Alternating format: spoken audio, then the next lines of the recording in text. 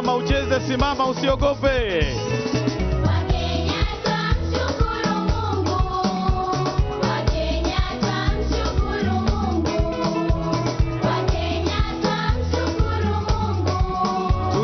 Tusimame jamani.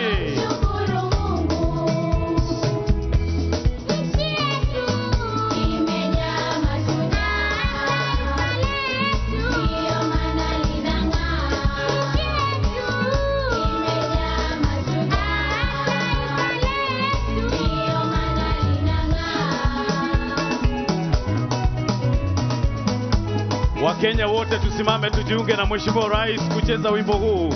Tusimame sote kila mahali.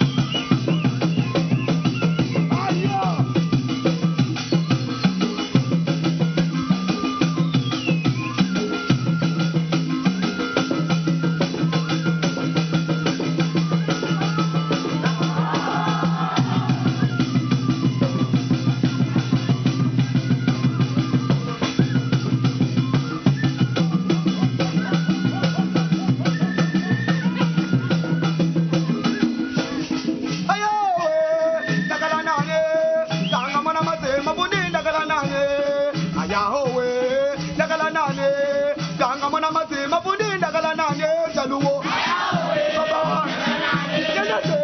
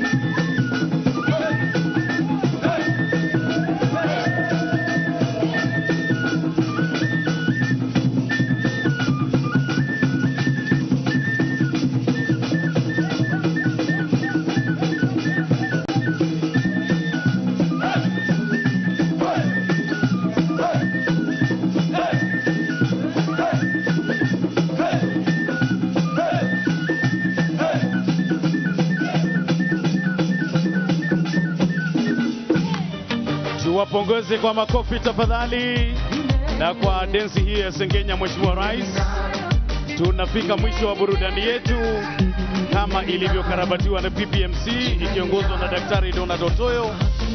Na hivi sasa tunawakumbusha tu wananchi kwamba leo saa 8:30 alasiri kutakuwa na mechi za soka papa hapa, tusikose kurejea. Basi moja kwa moja kwa Mike Gitonga. Asante sana, tuwapigie makofi tena tafadhali kwa hiyo kipindi cha burudani. Asanteni, asanteni. Mheshimiwa Rais, kwa onyesho hilo ndipo tunakunja jamvi la tamasha yetu ya burudani leo tunaposherekea mashujaa wetu. Kauli mbiu ya sherehe yetu ni boma yangu, nyumba yangu, mimi ni shujaa. Mheshimiwa Rais, sasa niruhusu ni mwalike katibu katika idara ya kitaifa ya makazi ama ukipenda nyumba, PS Charles Hinga, anene machache kabla tuendelee. Naomba tumpigie makofi katibu wa idara katika housing, Charles Hinga, karibu.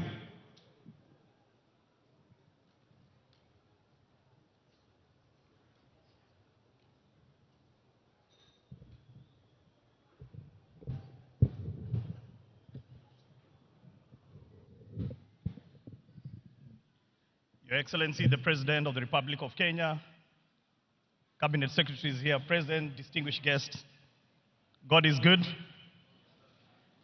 Your Excellency, we are going to have a short session where we are going to witness the handing over of a check to Juakali Artisans from Kibra worth 720 million shillings. So allow me to invite the contractor, Mr. Samit Gelot, and the chairman of the Kibra Juakali Association, Karl Aura, to come. And with your permission, Your Excellency, I'll request that you come so that you can hand over the check to the Juakali Artisans. Karibu.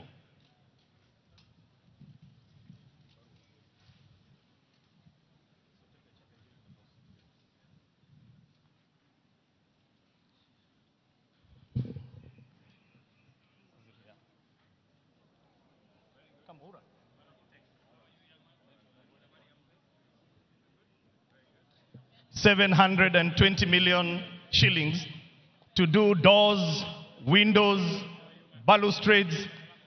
This is real work, and it will benefit about 300 Juakali artisans in Kibera. Makofi tafadhali. Thank you so much, Your Excellency. Your Excellency, the affordable housing program is not about 4 walls and a roof. It is about dignifying our people, and it is about giving opportunity to many unemployed Kenyans. Your Excellency, as you will see, the Juakali Association of Kibra is just but a fraction of what we have provided to all the Juakalis. In all our 75 active sites in the country, the Juakalis, the local Juakalis are being involved. And so far, we have given them 4.4 billion shillings worth of work. And Your Excellency, in 2022, you said that one day this country is going to look like a construction site. Indeed, it is looking like a construction site. Your Excellency, at the heart of this program are people. People that have dreams and aspirations. And by the mere fact that we share the umbilical cord of being called Kenyans, they deserve the dignity that some of us have. And that is why, Your Excellency, I would like to invite Stanley here, a young man from Kibra. He is the chairperson of the, what is called SEC. This is the organization that is organizing the communities so that they can be able to get these houses. Stanley, come for a few minutes and share your story.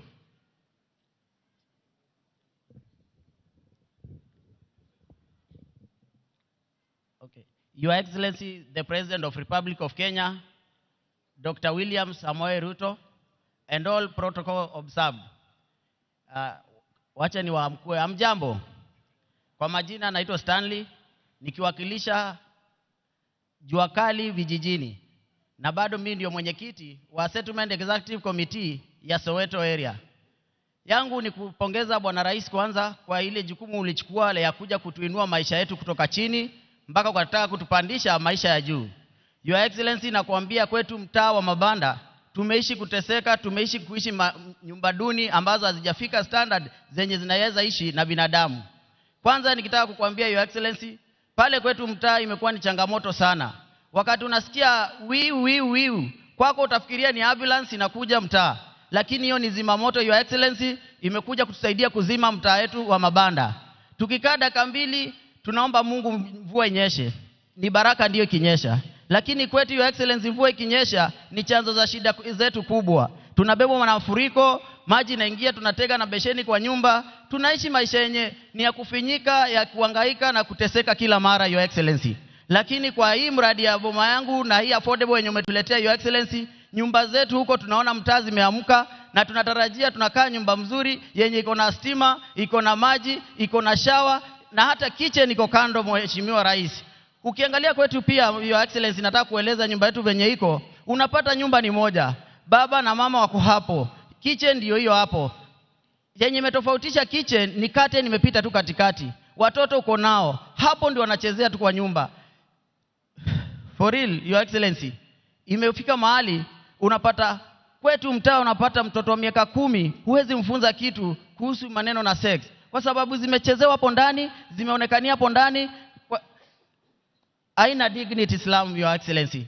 Na ndiposa nimekuja kukupongeza kwa hiyo mradi yenye umetuletea huko, na hata hii Juakali yenye umetuletea ambapo imeshikilia uchumi wetu ya huko Soweto sana, hasa huko vijijini. Watu wameajiriwa, watu wamepata ajira, na si ajira kupata mshahara peke yake, Your Excellency. Hao watu wanawekeza kidogo kidogo ndiposa pia wafikishe ile percentage ya wapate na wamiliki nyumba. Si kujenga nyumba pekee, mbali hata watajenga na wamiliki. Hiyo ndio Rais nimefurahia kutushikanisha hapa, na nikasema ikiwa ni hivi Your Excellency umeanza hivi na imekubalika Kenya mzima, tushikilie, maana wewe ni mtetezi wa wanyonge, wewe ni mtetezi wa mahasla, na hivyo yote watu wote wa kijiji wanasema hakika wewe ni shujaa wetu. Shukran.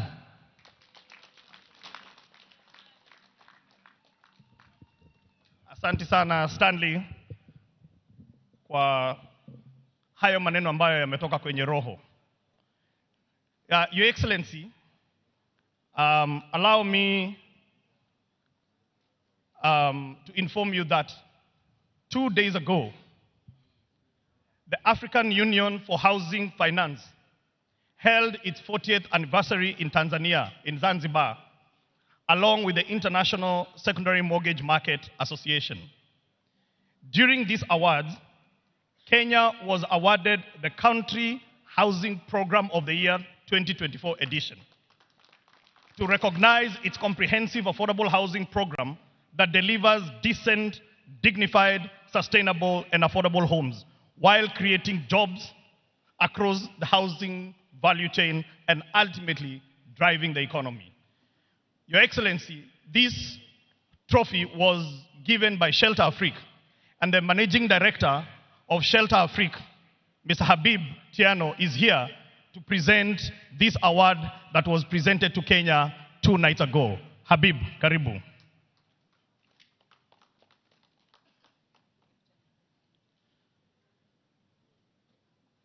Welcome, Habib. Okay. Your Excellency, the whole world is recognizing. Others are talking about affordable housing. You are implementing affordable housing.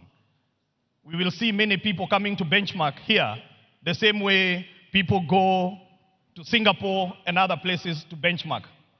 And you have become the global champion for affordable housing. Thank you so much, Your Excellency.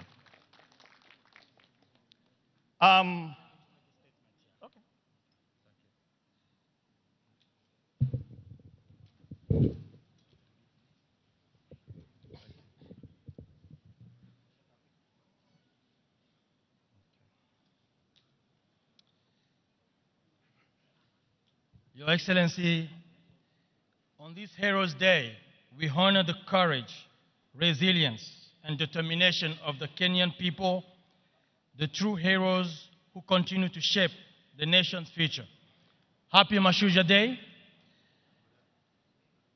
Your Excellency, I'm honored to congratulate you on Kenya's recent recognition this week, 2 days ago, at the Affordable Housing Awards, AHA 2024, of the African Union for Housing Finance 40th Anniversary Gala in Zanzibar, Tanzania, of which Shelter Afrique Development Bank is a proud partner.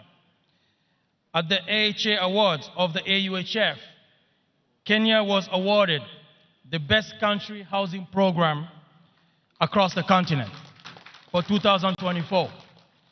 Shelter Afrique Development Bank, SHAFDB, in partnership with the African Union for Housing Finance, congratulates Kenya and the people of Kenya, and indeed, Your Excellency, the President, the various government agencies involved, Ministry of Housing, Lands, Public Works, and Urban Development, in particular, the State Department of Housing, for this significant recognition, and pledge our commitment as SHAFDB to being a key partner in the delivery of the affordable housing programs in Kenya.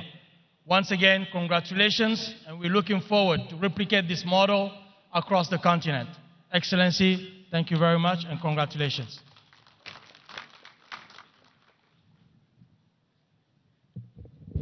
Thank you, MD Habib. And Your Excellency, just to recognize that Kenya is the biggest shareholder of Shelter Afrique.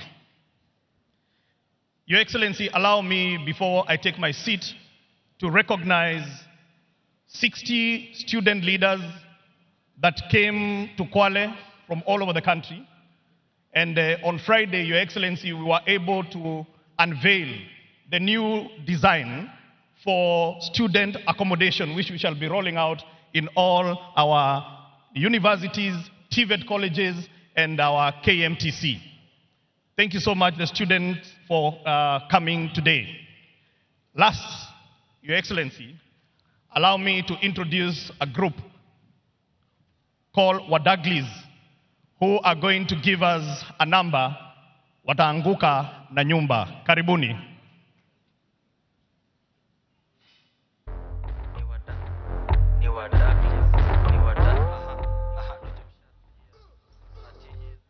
Jushaskia. For that please.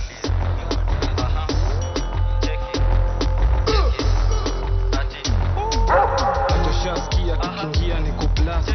Huko ngabado unachuklwa madam, so anguka nao itabaki meflow na vibe. Anguka nao kako single for now. Mdagris mteja patikani hadi late night saa 6 ndo taniwai. Nikupin location kwa boma yangu G. Nashukuru mafans walikubali kudance. Hii niko all fresh na ngoja doba next. Team siko rada, unajua tuliinvest. Tulitoka ligi so sasa tunacheza na maso. Irizo ririz. Sasa tunasikiza Shin City, tuna feel free. Teka video na post pale NGC. Jina ni Kantel Kurapsi ni talent G. Anguka nao. Anguka nao check it. Anguka nao twende down low now. Stand up to your feet, mikono juu alafu click. Tuliza pesa alafu one leg. Anguka nao one leg. Anguka nao. Anguka nao. Anguka nao. Anguka nao. Anguka nayo kama uko na new cut. Anguka nayo kona pati na magwash. Anguka nayo round 2 kwa hii bash. Anguka nayo ati, anguka nayo ati, anguka nayo. Anguka nayo, anguka nayo. Unaweza anguka nayo. Anguka nayo. Siku itakuwa best. Itajifa uwezi regret. Push, push, bora na kudent. Push, push, tuwekelea gas. Ama darling, tangu serikali, tuni serikali, tamka asali, simnajua ni nani, flow mshati, ki, don medunga hapo dawni, chi, utekiwa poa daily miti, haha, kia, beba, anguka nao, anguka nayo, anguka nayo, anguka nayo, ati anguka nayo mtupa me feel relaxed. Anguka nayo kama uko na new catch. Anguka nayo kama unapati na magwash. Anguka nayo round 2 kwa hii.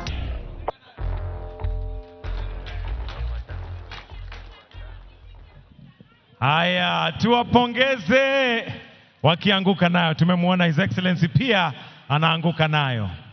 Your Excellency, sasa kwa heshima naomba nimwalike gavana wa Kwale, Her Excellency Fatuma Mohamed Achani, ili aweze kunena machache. Tumpigie makofi akija. Karibu gavana.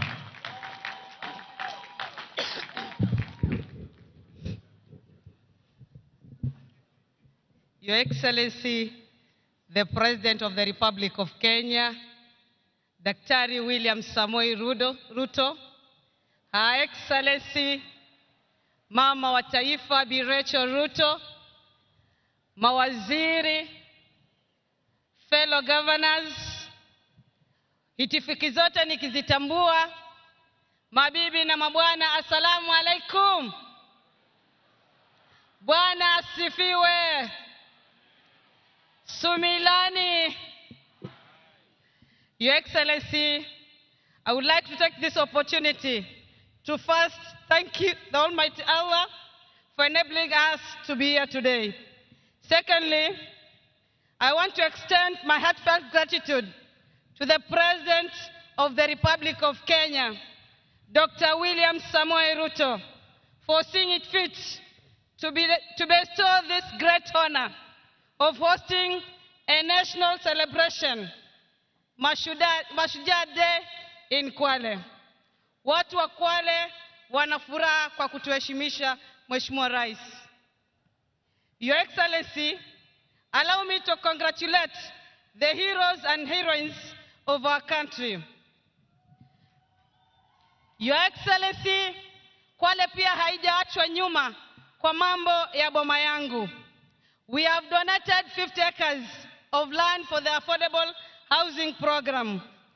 And tunakushukuru, Your Excellency, uliweza kutuanzishia the first site in Kwale, ambayo completion date ni December 2025. Your Excellency, the entire program imeleta employment opportunities to our people. The Juakali sector is thriving. Mheshimiwa Rais, nitakuwa mpungufu wa fadhila iwapo sitataja ufadhili ambao umeufanya wa kukamilisha stadium hii leo ambayo tumekaa. Pokea shukrani nyingi kutoka kwa Wakwale. Lakini pia tunashukuru kwa muda mfupi kwa zile barabara ambazo pia zimeweza kuboreshwa ndani ya municipality ya Kwale na vile vile pia Diani. Your Excellency, tunashukuru kwa muda mfupi tumeweza kupata main state lodge ndani ya jimbo hili. Your Excellency, tunataka tushukuru pia for the partnership in a number of projects within the county. Ya kwanza ikiwemo project ya KIPES ambayo iko Mwananyamala, na stimulus market program ambayo tayari ulianzisha pale Diani, na hivi karibuni ile ya Kinango na Lungalunga nayo pia itaweza kuanza. Your Excellency, this week I hosted my fellow female governors in Kwale. Tukafungua oncology center hapa Kwale Hospital. This being a month ya kucelebrate ama ya create awareness kwa mambo ya kansa, ningewauliza tu wa Kenya wote tuweze kupitia katika vituo vya afya, tuweze kujua hali yetu kwa mambo ya saratani, kwa sababu early detection saves lives. Your Excellency, women empowerment and youth empowerment is dear to me. Under my leadership, Your Excellency, nimeweza kuunganisha vijana na kina mama wakaweza kuunda kampuni, na in the last financial year tumeweza kuunda kampuni 200 na zaidi ya kampuni 30 ziliweza kupata tenda za county government na national government. Asante sana, Your Excellency. Your Excellency, county government imeweza kuachieve kwa mambo mengi, including water through construction of small and medium dams. Kutengeneza pia mambo ya micro irrigation, improvement of different sectors. Your Excellency, Kwale is a proof that devolution is working. Kwale County boasts of its stunning coastal landscape, pristine white sandy beaches, wildlife, and it's also rich cultural and heritage of its people, making it top choice for both domestic and international tourists. Your Excellency, last Friday, Kwale County received, Diani was voted Africa's leading beach destination 2024. And not only leading beach destination, our hotels including Baobab Beach Resort, Diamond Leisure Lodge, Swahili Beach Hotel, Leopard Beach Hotel, and Chale Island won in various categories in Africa. As we continue to make significant progress in matters infrastructure, governance, and economic growth, I'm confident that Kwale County will thrive as a place where business, tourism, and community flourish. Your Excellency, I made a pledge to the people of Kwale that I will serve them diligently. Today, Your Excellency, nimeendelea kuwafanyia wakaazi wa Kwale kazi bila ya ubaguzi, na tunasema ni tolwa, na nina imani hawatoachana na achani. As I conclude, Your Excellency, the people of Kwale wameniuliza nikushukuru sana kwa kutuma Mheshimiwa Waziri Chirchir akaja akatembelea barabara ya Kinango, na kazi nzuri imeendelea pale barabara ya Kinango, na tunategemea, we are very hopeful that in the next 18 months the road will be fully tarmacked. Your Excellency, as we gather today to celebrate our Mashujaa, allow me to extend a warm and hearty welcome to all our esteemed guests, dignitaries, and fellow Kenyans to our beautiful county of Kwale. Kindly explore and enjoy all that Kwale has to offer. This is Destination Kwale. Karibuni sana Kwale. Happy Mashujaa Day to all. Thank you very much.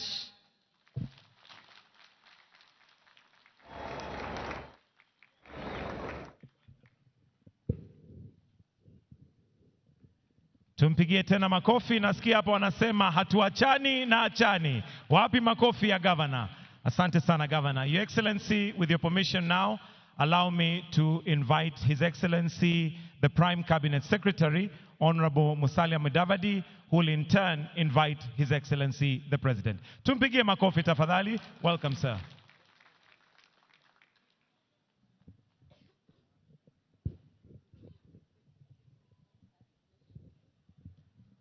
Mheshimiwa Rais wa Jamhuri ya Kenya, Honorable William Samoei Ruto, First Lady wetu Mama Rachel Ruto,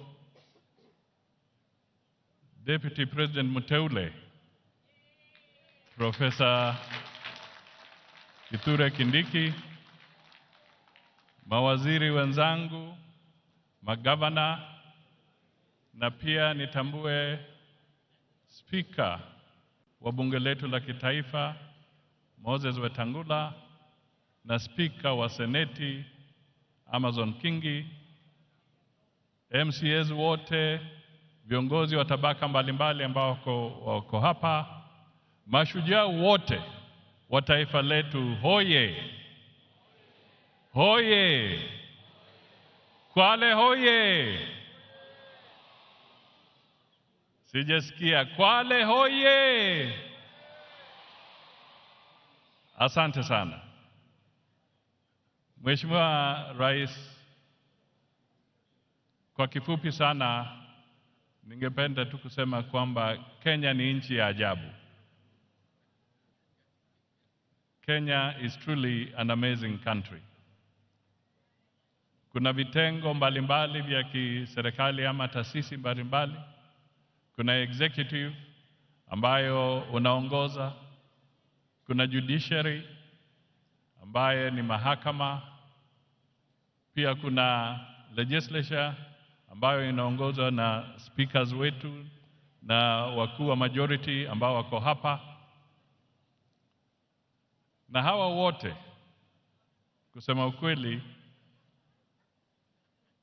hizi institutions zetu zote zimeonyesha kwamba demokrasia ni kitu cha muhimu, na wamepata changamoto nyingi, lakini kupitia kwa sheria ya kitaifa na kulingana na katiba yetu tumedhibitisha kwamba hivi vitengo ama hizi taasisi zinafanya kazi.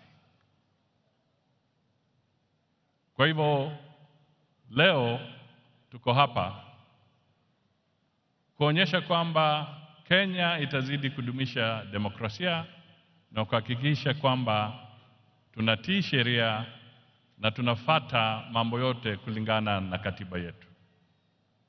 Kwa hivyo bila kupoteza wakati, ningependa sasa kuwarai Wakenya wote, haswa wale wako hapa Kwale, tuinuke na tumkaribishe Rais wa Jamhuri ya Kenya kwa shangwe na vigelegele ili awe na nafasi ya kutubia. 1, 2, 3. Mheshimiwa Rais, asante. Asanteni sana. Tafadhali tunaweza kuketi chini. Thank you very much.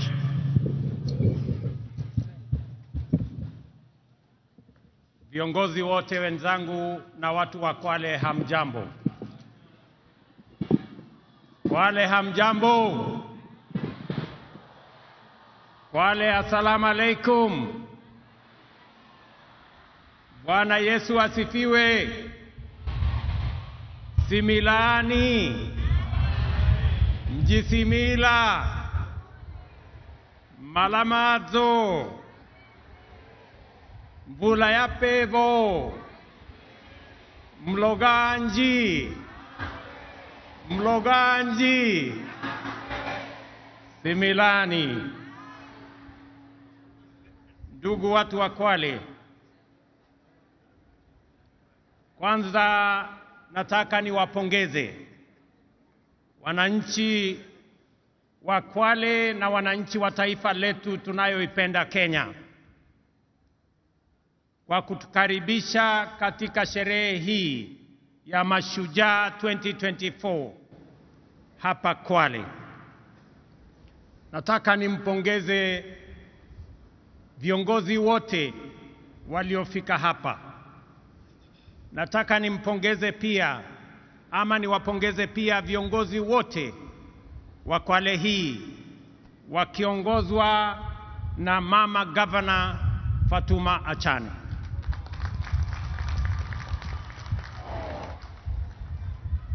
Kama kungekuwa na taswishi yoyote kwamba mama Muislamu anaweza kuwa kiongozi na awe governor, sasa hiyo taswishi imeondoka, kwa sababu Fatuma Achane ni governor wetu wa hapa Kwale. We can now confirm without a doubt that women leadership has a firm place in the Republic of Kenya. Pia leo asubuhi tumekuwa na jambo la kihistoria tena. Kwa mara ya kwanza katika taifa letu, mwanajeshi mama kuongoza sherehe hii, Luteni Kanali Faith Mwangandi. Huyo mama hapo, mpigie makofi jameni.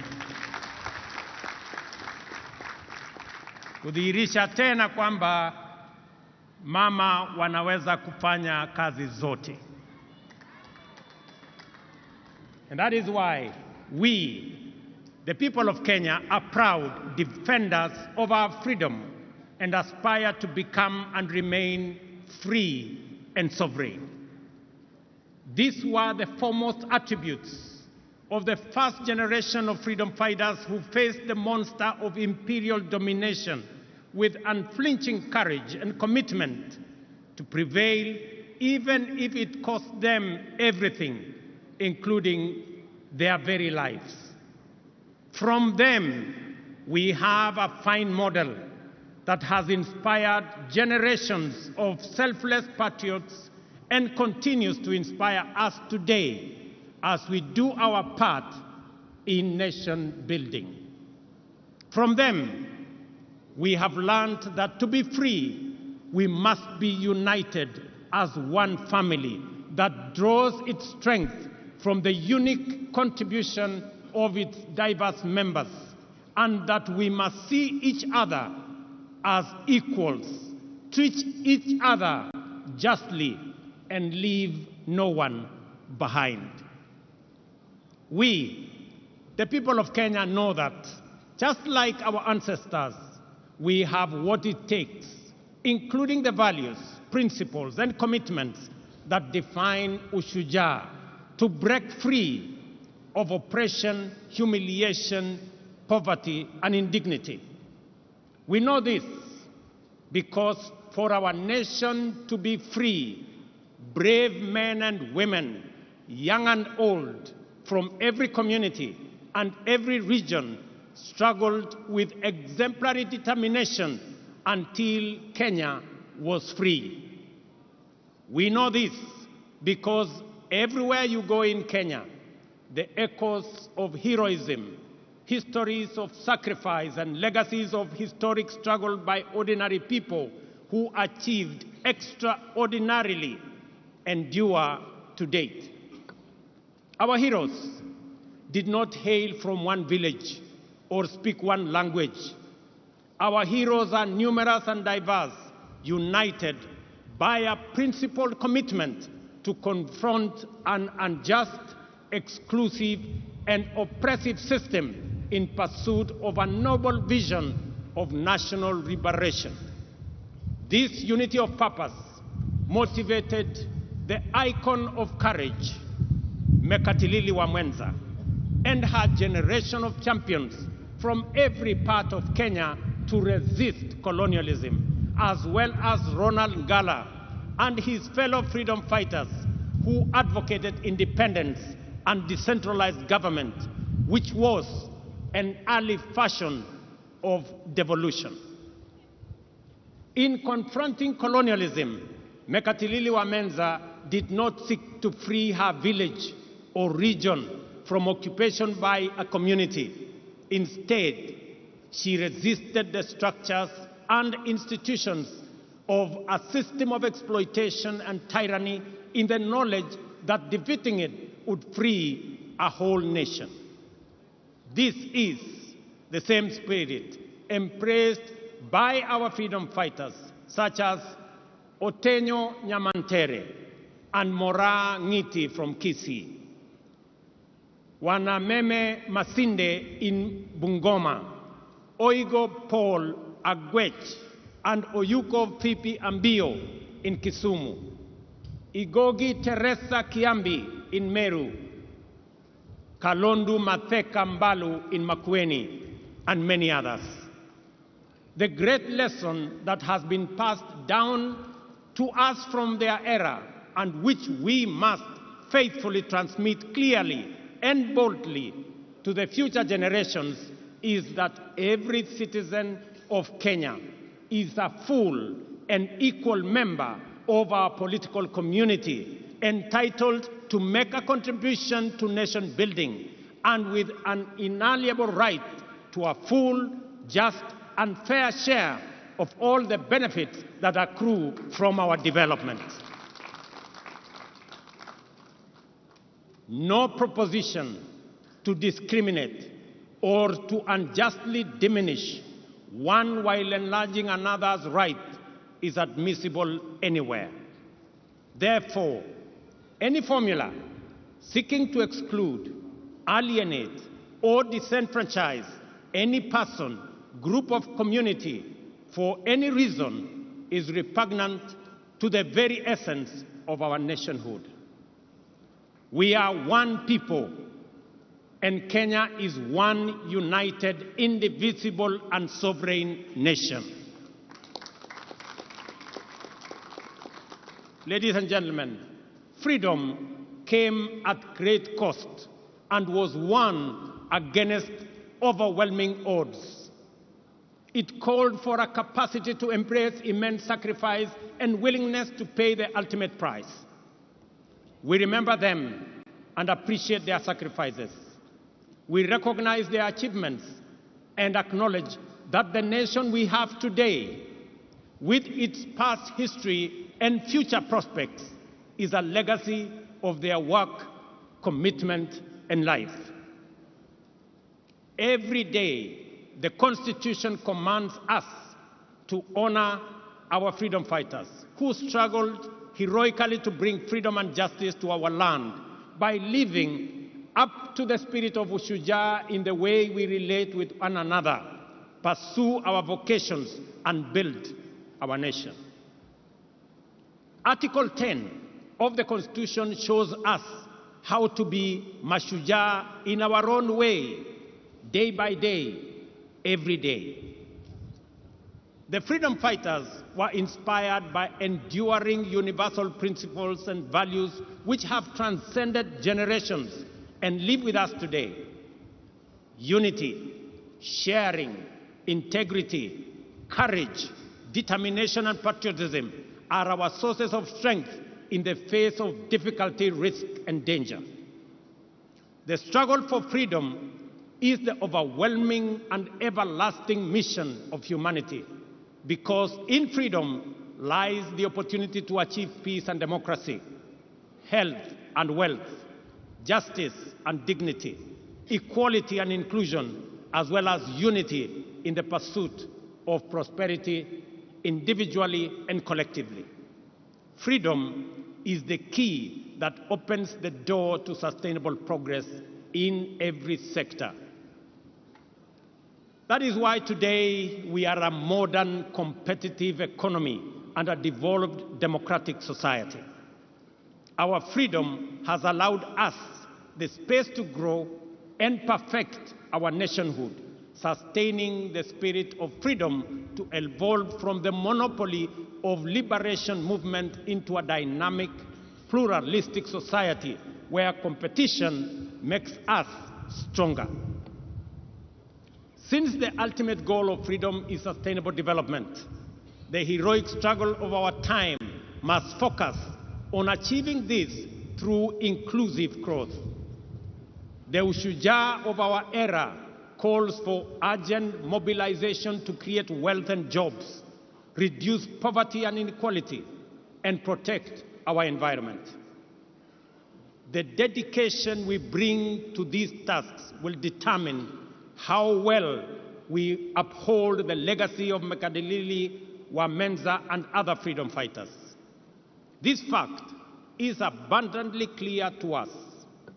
The persistent unemployment, severe poverty, increasing inequality, and general gross underdevelopment are not only undesirable, but are also unacceptable derogation from the legacy of our Mashujaa and the spirit of our intergenerational commitment to freedom. Recognizing this, the government formulated a plan aimed at enhancing dignity and security, creating wealth and expanding opportunities by increasing investments in infrastructure development, essential service delivery, and the productivity of key strategic sectors. The bottom-up economic transformation agenda is Kenya's economic freedom charter, which mobilizes unprecedented levels of investment into the most impactful sectors in providing essential public services inclusively and affordably, multiplying incomes and creating millions of new, good jobs for our many well-educated and highly skilled young people. The priority sectors identified as the strategic pillars of the bottom-up economic transformation agenda have enabled us to galvanize the national development agenda by mobilizing local and foreign investments, significantly improving the reach, efficiency, and impact of services, and creating jobs at a sustained incremental rate. We are driving agricultural transformation through major interventions across all value chains, including fisheries and aquaculture, horticulture and food crops, livestock, beekeeping, and rangeland development. Investments are being made to boost production and supply of quality inputs, provide extension services, reduce post-harvest losses, and maximize returns for producers. These efforts are aimed to increase economies of scale through aggregation, agro-processing, value addition, and exports. Let me announce to farmers across Kenya that we have just concluded the process of procuring the next consignments of fertilizer and assure them that the fertilizer that we have will continue to retail at 2,500 as we committed ourselves. Whether it is tea, whether it is coffee, whether it is maize, whether it is wheat, whether it is sugarcane, we will make sure that prices of fertilizer are universal, because we have seen its impact on matters food productivity in Kenya and the lowering of the cost of living as a result of reduction of food prices because of enhanced supply. Fellow citizens, in the digital economy, we have invested in developing digital and ICT hubs in all wards and expanding last-mile fiber connectivity across the country, reaching areas previously considered remote and underserved. I must congratulate members of parliament across Kenya for being partners with us in this effort. And I want to encourage all our members of parliament to front load and to prioritize the construction of ICT hubs across Kenya so that we can give digital opportunities for our young people, because these efforts have enabled young digital creators, entrepreneurs, and workers to access opportunities not just locally, but also globally. We have also supported our mama mboga, the boda operators, small-scale traders, construction workers, and others working in the informal and the hustler economy by investing in financial inclusion through accessible loans, capacity building, and regulatory reforms to facilitate their growth. I want to commend the banking industry for extending, just last week, an additional 150 billion in loans and loan facilities to micro, small, and medium enterprises to complement our efforts in making sure that we attend to the people lower in the category. To achieve universal health coverage, we have transformed the provision of health care to enable all Kenyans access promotive and preventive services in addition to curative services.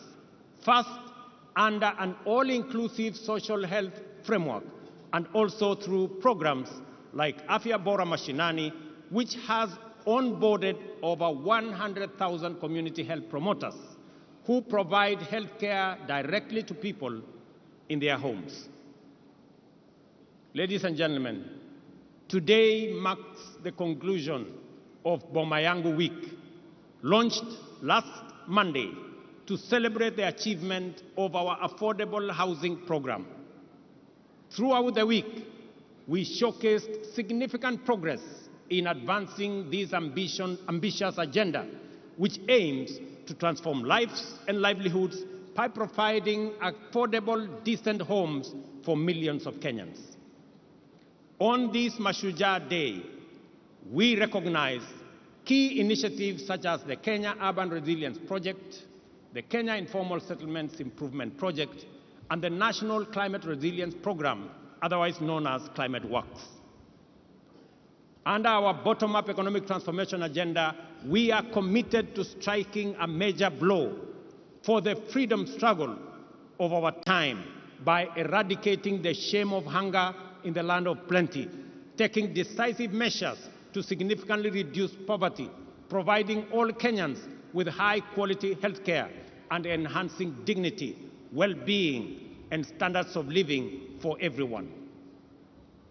The affordable housing program is central to these efforts, with a target of delivering 200,000 homes annually to meet the growing demands of housing.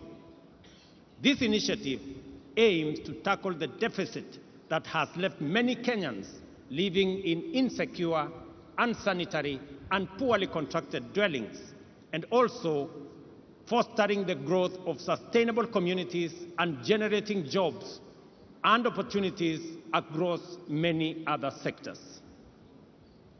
We all know that the future is urban. 60% of our population, not just in Kenya, but globally, will be living in urban areas. That is not a choice we can make.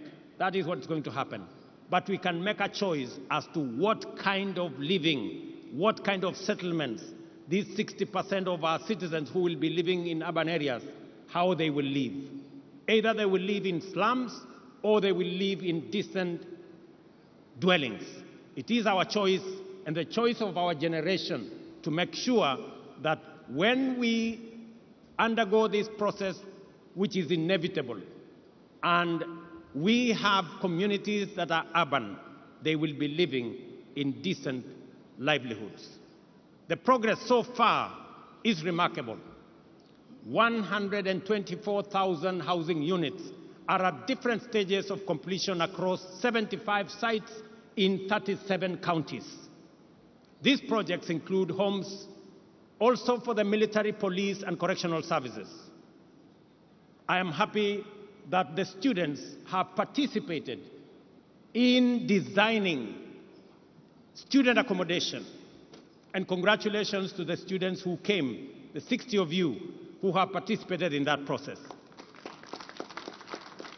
Here in Kwale County, I am also happy that the Matuga Affordable Housing Project is underway, creating daily employment for over 200 workers. Similarly, the Diani White House project is under construction and is also generating more jobs and more opportunities. Boma Yangu, a key platform in the program, exemplifies our commitment to economic empowerment and improving Kenya's quality of life. This online portal aggregates housing demand with over 547 registered users, of whom 52,000 have collectively saved more than 2.3 billion towards home ownership. These numbers represent real individuals striving to achieve their home ownership dreams. For example, Joseph Cairo from Ruiru, who began saving on Boma Yangu and has now accumulated an impressive 895,000, more than half the cost of a one-bedroom unit. Similarly, Jemima Nyaboke, a businesswoman living with disability in Nairobi, has saved 650,000, steadily and surely bringing herself closer to home ownership. Jane Mumbi Mushina, a widow and a mother of two from Nakuru, will soon move from her rented unit, which costs 1,500 monthly, to her own one-bedroom home after patiently and with determination saving for it. Likewise, David Gagiri, a 44-year-old Juakali artisan and a father of 4, is rearing and nearing the completion of his savings to move into his own house.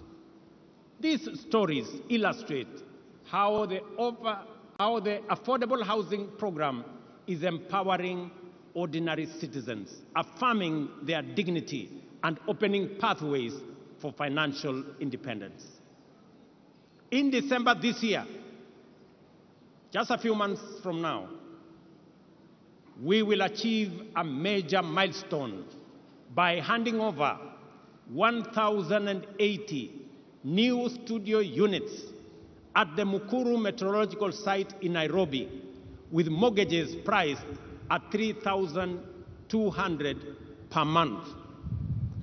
This is to citizens who today pay the same amount but live in a slum. Rent that does not qualify them to own the dwelling finally. The revolutionary dimension of this milestone is that finally mortgages will no longer be the vocabulary of a lucky few, but an accessible, feasible, and convenient instrument of bottom-up empowerment, making home ownership affordable and therefore attainable. The program's benefits extend beyond housing. So far, the affordable housing program has created over 160,000 jobs throughout the housing value chain. While the industry remains predominantly male, we are working to increase female participation to 30%, up from the current 20%. Our collaboration with the Juakali sector has demonstrated the affordable housing program's significant potential to transform local manufacturing. In Kwale, over 200 artisans are providing essential services at various sites, fabricating components such as doors, windows, and cabinet fittings. The success of involving worker cooperatives and artisans has strengthened our commitment to support local businesses. You heard the governor of Kwale enumerate the number of companies that now work with us. To facilitate this further, the government has allocated Kenya shillings 4.4 billion specifically for payments to MSMEs supplying goods and services under this program. I was especially proud to witness the signing of the 720 million subcontract awarded to Soweto High-Rise Fabricators and Woodworkers Association in Kibra, just the event that you saw us here this morning. This partnership will greatly enhance the business prospects of these Juakali associations, now recognized as bona fide affordable housing program suppliers. Ladies and gentlemen, on this day, it is important for us to remember that the objective of the freedom struggle was for the citizens of Kenya to have full rights and opportunities to live in dignity and achieve a high standard of living with security, health, and wealth. As we implement affordable housing program, therefore, we must at the same time move quickly to complement it with initiatives that promote health and well-being and secure work and livelihoods. Thus, healthcare remains a priority under our bottom-up economic transformation agenda. We are advancing the scope of the universal health coverage to give every Kenyan access to promotive, preventive, curative, and emergency services. Through the Social Health Insurance Fund, citizens will contribute and access comprehensive healthcare benefits, and those who are categorized as not being able to pay, the government of Kenya will step in and pay for them. The value for money in this scheme will be undeniable once the migration from the National Health Insurance Fund is completed and the fund is fully operational.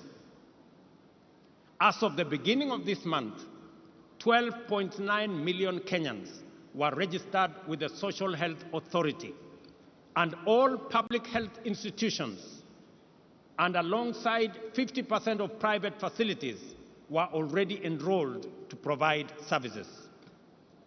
I urge private hospitals to expedite the contracting process to enable us complete the final rollout of the universal health coverage. To accelerate this rollout, the government of Kenya has released 3 billion shillings to settle outstanding payments to hospitals and other service providers. I know this has been a major concern for hospitals that are owed by the former NHIF a lot of money. I want to give them my assurance that from next week, we have already released the money that will go into settling some of the debts that have held back their services under our new program. Ladies and gentlemen, the time for doubt and anxiety is slowly but surely getting behind us, and the space for criticism, skepticism, and pessimism is over. Real change ushers us into unfamiliar places. Transformative change overturns old assumptions and unlocks unprecedented possibilities. Every step into the future takes a measure of courage, and the comfort of the familiar can become a temptation to hesitate or backslide. We have been here before, Kenyans, times without number. Many Kenyans were anxious about the prospects of the freedom struggle and doubted the capacity of our freedom fighters to defeat the formidable power of the empire. Some were afraid that what they saw as an uncertain future in an independent nation, in contrast with the very real, if undesirable, present in an oppressive colony. Later, when challenging the single-party monopoly, many worried that embracing democratic pluralism might destabilize the country and lead to state collapse. More recently, some hesitated as we took a leap of faith into a new dispensation, fearing that devolution could fragment the nation and that strong checks and balances might render the republic ungovernable. Despite these concerns, here we are, stronger than ever, facing the future with greater confidence and building a strong nation that is respected for its positive contribution, not just at home, not just regionally, but also globally. Independence, multi-party democracy, and our progressive constitution have made Kenya stronger, enabling our country to move forward and upwards, even in the midst of unprecedented challenges. What we have learned from Kenya's history of freedom struggle is this: we must not allow the fear of change to imprison us in the past, and we must have greater faith in our collective capacity to achieve inclusive transformation and usher in progress that leaves no one behind. I call on all Kenyans to have faith and a little patience. In a matter of weeks, SHIFT will be serving us efficiently and making the dream of universal coverage come true. I am aware that during this transition period, employees of the former National Hospital Insurance Fund will be managed in accordance with the provisions of the Social Health Insurance Act of 2023. I want to assure all the former employees and those now serving under our new outfit that no one will lose their jobs,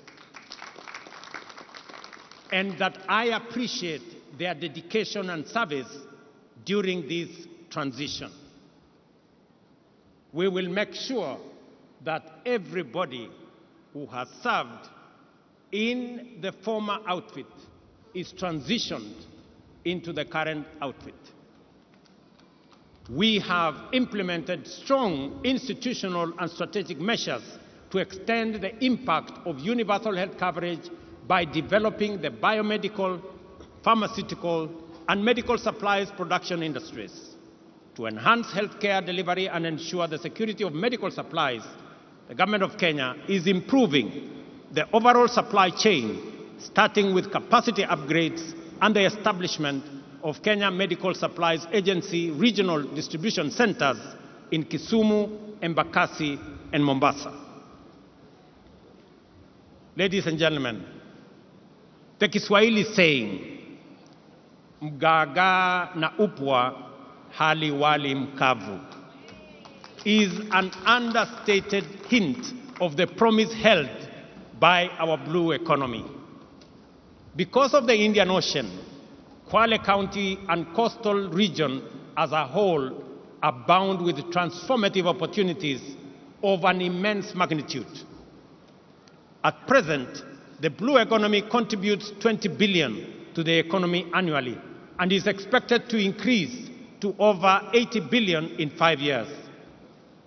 This transformation will create thousands of jobs and stimulate regional economy through increased investment in various industries, enhanced export manufacturing, and expanded overall economic activity. To begin with, we are investing Kenya shillings 2.7 billion in the construction of fish landing sites and markets equipped with cold storage facilities across the country, with 1.2 billion allocated specifically to the coast region. Additionally, we are releasing 1.7 billion in grants to support 612 fishing cooperatives and groups in the region.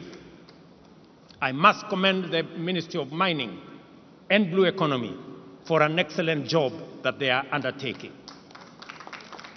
The Shimoni Port, Kenya's first dedicated fish port, is now 82% complete. I came to start that project months ago. I am very happy with the progress that is made. Once finished, it will boost the fishing industry by increasing the handling capacity by 50,000 metric tons of fish annually, thereby promoting value addition for both domestic and export market. To promote and enhance aquaculture and mariculture in the country, the government is investing 2.4 billion, including 1.4 billion allocated specifically for the Coast region in the development of the National Mariculture Resource and Training Center in Shimoni, here in Kwale County. This center will serve as a catalyst for the growth of productive and profitable mariculture. It will function as a marine fish seed breeding and multiplication center, facilitate research and innovation in mariculture, and offer training for fish farmers and students. To increase fish production and facilitate the transition of fisherfolk to deep water and exclusive economic zone fishing, the government has procured and distributed 123 fishing boats to local communities. And additionally, we plan to acquire deep-sea fishing vessels for offshore fishing with a total budget of Kenya shillings 600 million allocated for this purpose this year. Ladies and gentlemen, the affordable housing program, healthcare reforms, and blue economy investments go beyond infrastructure. They embody our commitment to dignity, opportunity, and prosperity for many Kenyans. We invite the private sector to join us and drive up the scale of these initiatives to provide opportunities for more Kenyans to take part in achieving lasting transformation. Together, we are building a brighter future where every Kenyan has the opportunity to thrive and winning the freedom struggle of our time. Let us remember the example of our first Mashujaa and be inspired by their values, achievements, and legacy. Let us do our part to promote national cohesion and inclusion and to combat division, tribalism, and exclusion. Let us remember that without unity, our freedom and our future would be under threat. Together, we are unstoppable in pursuit of our aspirations and immovable in the face of any challenge. By embodying, championing, and defending our national values and principles of governance every day, we will be able to live up to the monumental legacy of Mekatilili Wamenza and other heroic men and women who blazed the trail for the patriots who followed and built a nation that present and future generations will be proud of. I am encouraged by the bravery, diligence, and loyalty with which Kenyans of all walks of life undertake their profession and social tasks, fighting crime and terrorism, defending the nation's territorial integrity, treating the sick, feeding the nation, teaching our children, and serving the needs of underprivileged citizens. To you all, I convey the gratitude and appreciation of all Kenyans. It is in these things that heroism lies. The fact that we must do them every day doesn't make them any less heroic or extraordinary. Ushujaa is doing ordinary things in extraordinary ways. Therefore, whatever our vocation, let us apply ourselves with zeal, because that is how great nations are built. Ladies and gentlemen, watu wa Kwale, ndugu zangu watu wa Kenya, nimefurahi sana kuwa kati yenu katika sherehe hii ya muhimu, sote tukiungana na tukihakikisha kwamba kazi ya kila mtu isidharauliwe na mwingine. Wale wote mnaochangia katika sehemu zote, yule unayesukuma pale wheelbarrow ili tuweze kujenga affordable housing, yule unayepiga randa, ndio tuweze kuwa na milango na madirisha na mambo mengine ambayo yatatusaidia kuwa na manyumba ya sawasawa. Walimu pale shuleni, mnapojitolea kufundisha watoto wetu. Wakulima shambani wanaofanya bidii ndio tupate chakula. Askari wetu ambao wanasimamia usalama wa taifa letu la Kenya.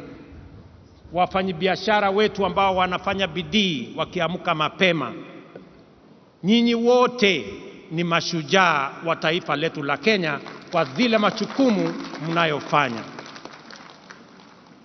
Nataka niwaeleze ndugu zangu wa Kenya ya kwamba nchi hii tutaijenga na mikono yetu na nguvu yetu na bidii yetu, kwa sababu nchi hii haiwezi kujengwa na wageni, haiwezi kujengwa na wengine.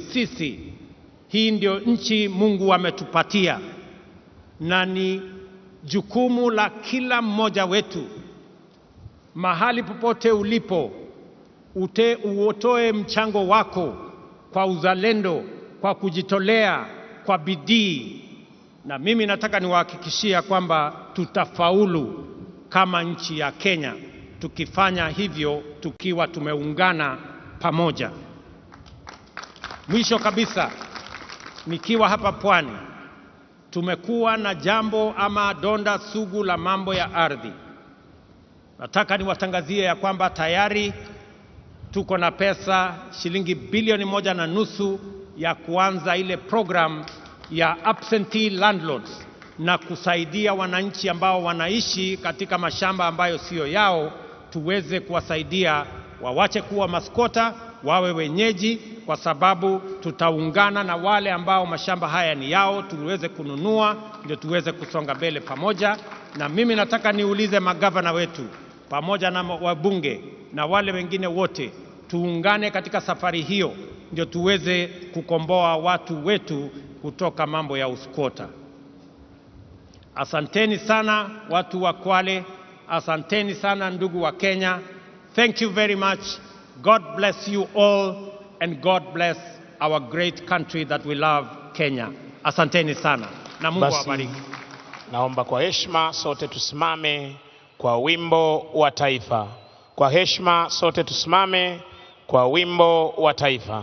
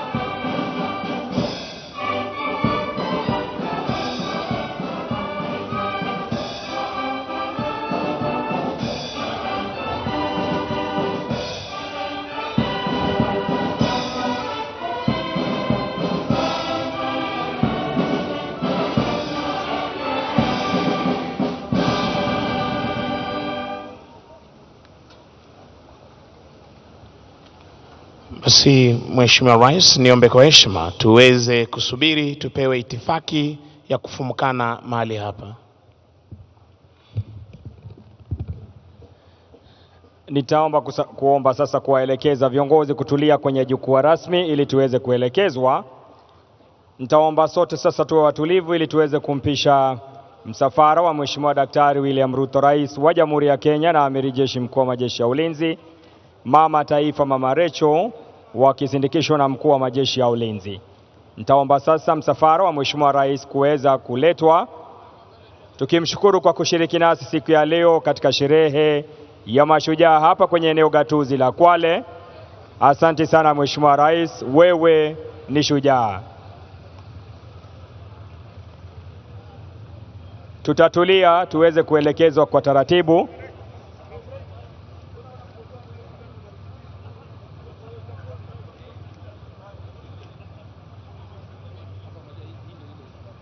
Anaondoka Mheshimiwa Rais Daktari William Ruto, mama taifa. Atasindikishwa na mkuu wa majeshi ya ulinzi. Niombe tutulie, itifaki itazingatiwa kadri tutakavyoondoka.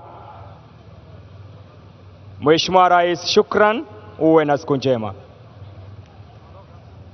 Mkuu wa majeshi ya ulinzi ataondoka, kwa hivyo nitaomba msafara uweze kupita, atafuatwa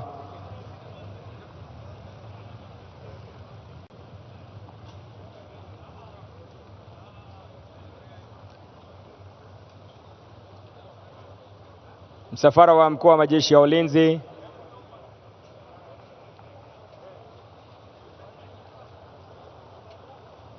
Vile gari la Profesa Kithure Kindiki liweze kuingia, gari la mkuu wa mawaziri, the Prime Cabinet Secretary. Mawaziri magari yenyu yatawachukua mbele, vile na makatibu. All the ambassadors, high commissioners, members of the diplomatic corps, you also be pulled. I will be announcing your procedures to exit. Tupeane nafasi msafara wa magari tafadhali uweze kupita.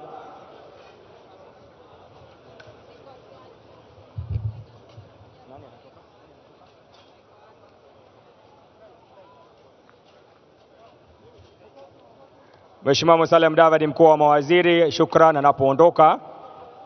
Taomba msafara wa gari la Profesa Kithure Kindiki vile uweze kuingia.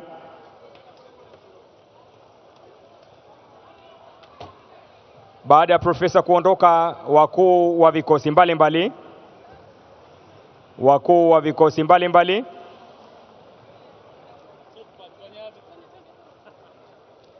anaondoka sasa spika wa bunge letu la kitaifa, spika wa bunge letu la seneti.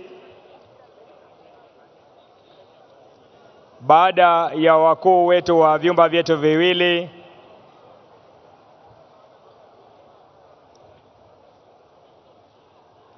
nitaomba magari ya mawaziri yaanze kuingia. Magari ya mawaziri.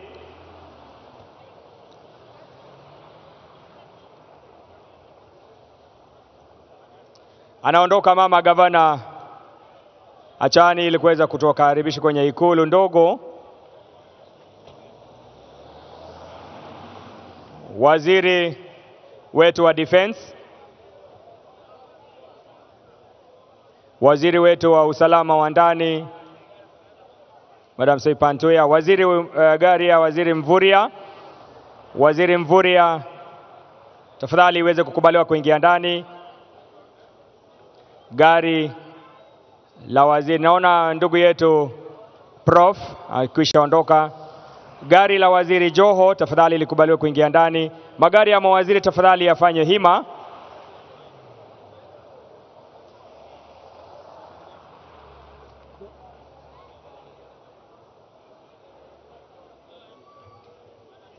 Ambassadors and the members of the diplomatic corps will be pulled to the bus.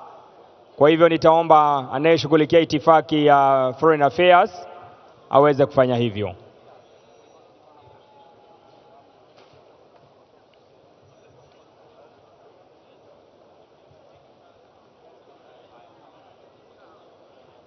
All the ambassadors, high commissioners, members of the diplomatic corps, you'll be pulled to a bus which is just outside the entry of the main dais. Just exit the main dais. There is a bus waiting for you there. Just exit the main dais. I will request the foreign affairs protocol officers kindly to assist our guests.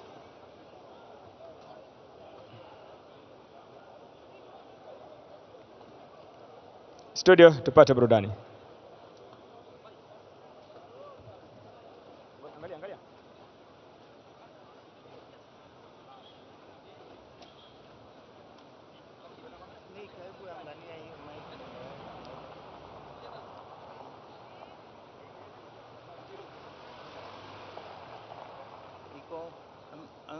Pia Kenya afungulie.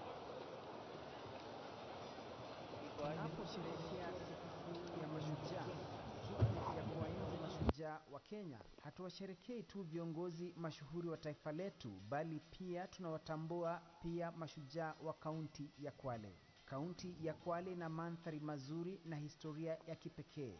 Ni nyumbani kwa watu wanaochangia maendeleo na uthabiti wa Kenya, pamoja na kuendeleza torathi za kitamaduni. Nachukua fursa hii kuwakaribisha Wakenya wote na Wakwale wote